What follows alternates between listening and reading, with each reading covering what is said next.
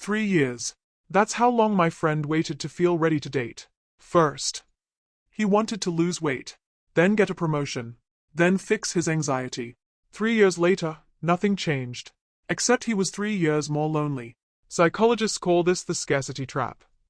And if you've ever cancelled a date because you didn't feel ready, this video might just change your love life. Because here's the painful truth nobody tells you. You will never feel fully ready. Not for love. Not for that first date. Not for putting yourself out there. And waiting?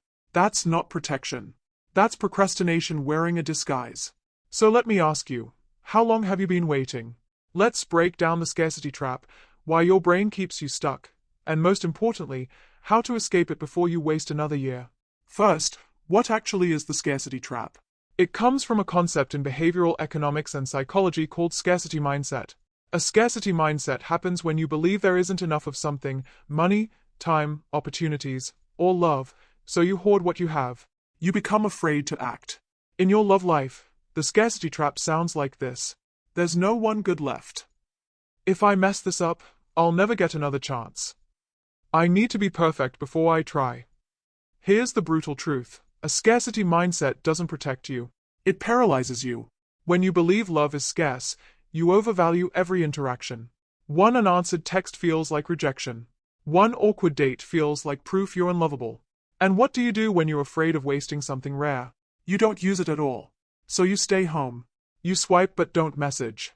You wait for a sign that never comes. That's the trap. The more you wait to be ready, the less ready you become. Here's the ironic part, and this is where psychology gets really interesting. The scarcity trap creates a negative feedback loop. It works like this. Step 1. You feel insecure or unready to date. That's normal. Everyone feels that way. Step 2. Instead of dating anyway, you wait. You tell yourself you're working on yourself. Maybe you join a gym. Maybe you read a self-help book. Maybe you just overthink for months. Step 3. Because you're not dating, you get zero practice. Zero representatives. Zero evidence that you can succeed. Step 4. Your confidence drops even lower. Now you feel more unready than when you started. Step 5. Repeat. This is why so many people wait years and somehow feel worse than day one. You don't build confidence by hiding. You build confidence by acting. Think about learning to swim. If you wait until you're not afraid of water to get in the pool, you will never get in the pool. Fear doesn't leave on its own. It leaves when you prove to yourself that you can survive the thing you're afraid of. Love works exactly the same way. Now let me tell you about someone who isn't real but represents thousands of people I've seen. Let's call him James. James is 31 years old. He has a good job, good friends, and a gym membership he actually uses. On paper, he's a catch. But James hasn't been on a date in 2 years. Why? Because he's waiting. First, he wanted to hit a certain savings goal. Then he wanted to move to a better apartment. Then he wanted to fix his social anxiety. Every time he gets close to putting himself out there, his brain whispers, "Not yet. You're not ready. One more month." James is trapped. But here's what James doesn't realize. The problem isn't his job, his apartment, or his anxiety. The problem is the waiting itself. Because while James is waiting, his dating skills are rusting. His tolerance for vulnerability is shrinking. And his fear is growing. He's not protecting his future love life. He's starving it. Here's the thing people don't understand about readiness. Readiness is not a destination. It's not a door you walk through when you've checked enough boxes. Readiness is a choice you make in real time. You don't wake up one morning suddenly confident, charismatic, and free of fear. That's a fantasy sold to you by movies and social media. What actually happens is this: you feel afraid, and you do it anyway. You feel awkward, and you go anyway. You feel unready, and you show up anyway. And then something magical happens. You realize that unready is exactly where everyone starts. Every confident person you see, they started as a nervous, uncertain beginner. The only difference is they didn't wait. They acted before they felt ready. And by acting, they became ready. Now let's talk about what's really happening inside your brain. The scarcity trap hijacks a system called the threat detection network. That's a fancy way of saying your brain is wired to keep you safe, not happy. When you think about dating, especially after a long break, your brain treats it like a threat. It activates the same stress response you'd feel if you saw a predator in the wild. Your heart rate increases. Your palms sweat. Your mind floods with worst-case scenarios. What if they reject me? What if I run out of things to say? What if I make a fool of myself? This is not a sign that you're broken. This is a sign that your brain is working exactly as designed. But here's the problem. Your brain can't tell the difference between a life-threatening danger and a mildly uncomfortable social situation.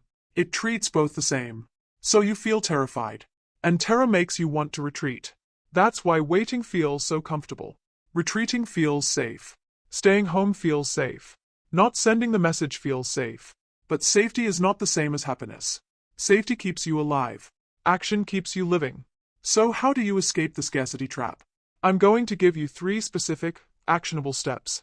No fluff. No toxic positivity. Just psychology-based strategies that actually work. Step 1. Redefine winning.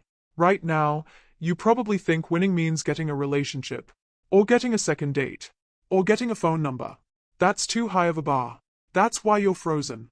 Here's the new definition. Winning means showing up. That's it.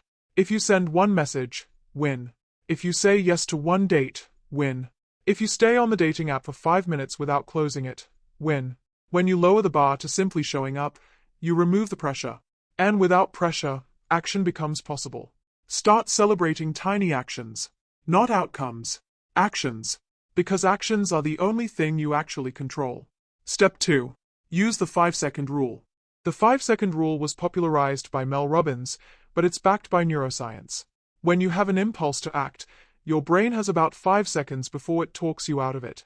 So when you think I should message them, count backward. 5, 4, 3, 2, 1. Then do it. Don't think. Don't analyze. Don't write the perfect message. Just act. The 5-second rule works because it interrupts the fear cycle. It doesn't give your brain time to invent disasters. Try it today. Next time you hesitate, count down and move. You'll be shocked how effective it is. Step 3. Schedule rejection. This sounds crazy, but stay with me. One of the biggest drivers of the scarcity trap is fear of rejection. You wait because you're terrified of being told no. But here's the thing. Rejection almost never hurts as much as you imagine. Psychologists call this emotional forecasting error. You predict pain will be intense and long-lasting. In reality, it's mild and short. So here's what you do. Commit to getting rejected once a week. On purpose. Send a message that might not get a reply. Ask someone out who might say no. Go somewhere alone where you might feel awkward. Do this enough times, and rejection loses its power. It becomes data, not danger. Oh, they said no. Okay, next. That's freedom. And freedom is what kills the scarcity trap. Now I want to tell you about the opposite of the scarcity trap. Psychologists call it an abundance mindset. An abundance mindset is the belief that there are plenty of opportunities, plenty of people, and plenty of chances to find love. With an abundance mindset, one rejection doesn't matter. One awkward date doesn't matter. One ghost doesn't matter. Because you know, not hope, but know, that there will be another opportunity. Here's what abundance looks like in action. You send a message. No reply. You shrug and message someone else. You go on a date. No chemistry. You thank them for their time and move on. You feel nervous. You go anyway. An abundance mindset doesn't eliminate fear. It just stops fear from being the driver. And here's the beautiful irony. When you stop acting like love is scarce, you actually become more attractive. Desperation repels. Neediness repels. Fear repels. But someone who is calm, confident, and unhurried? Someone who knows they'll be fine whether this date works out or not. That person is magnetic. The scarcity trap makes you less attractive. Abundance makes you more attractive. So escaping the trap doesn't just help you feel better. It literally increases your chances of finding love. Let me say something that might be hard to hear. Some of you aren't waiting because you're not ready. You're waiting because you're scared of what happens if you succeed. Because if you put yourself out there and still fail, then what? Then you can't blame the waiting anymore. Then you have to face the possibility that maybe the problem is deeper. That's terrifying. So waiting becomes an excuse. A shield. A comfortable story you tell yourself. I'm not single because I'm afraid. I'm single because I'm working on myself. But here's the thing. You can work on yourself and date at the same time. Those aren't opposites. You can go to the gym and send a message. You can go to therapy and go on a date. You can read self-help books and ask someone out. Waiting is not preparation. Waiting is avoidance disguised as growth. So here's my challenge to you. Stop waiting. Not next month. Not when you feel ready. Not when you lose the weight or get the promotion or fix the anxiety. Today. Here's what I want you to do after this video ends. Send one message. Just one. It doesn't have to be perfect.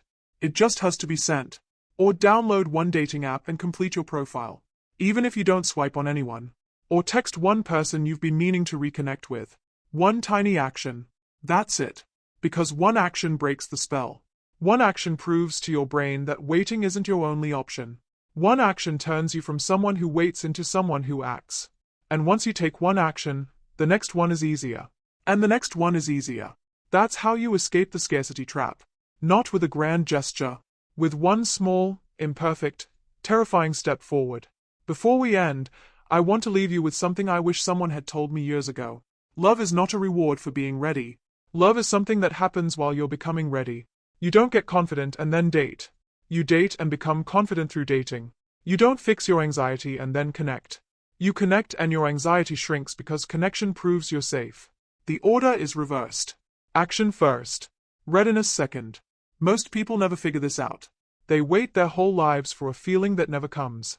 And they die lonely, not because they were unlovable, but because they never stopped waiting. That won't be you. Because you watched this video. Because you're here. Because something in you knows it's time to stop waiting. So here's your permission slip. You're allowed to be imperfect. You're allowed to be nervous. You're allowed to make mistakes. You're allowed to be human. And you're allowed to start today. If this video hit home for you, do two things for me. First, subscribe to Selfuna. This channel is about practical psychology for a better life, and we're just getting started. Second, comment one word, today. That's your commitment to yourself that you're done waiting. I read every comment. And if you want to go deeper, watch this video next. It's called Why Being Too Nice Backfires in Relationships, and trust me, you don't want to miss it. Until next time, stop waiting. Start living. And remember, readiness is a lie. Action is the truth.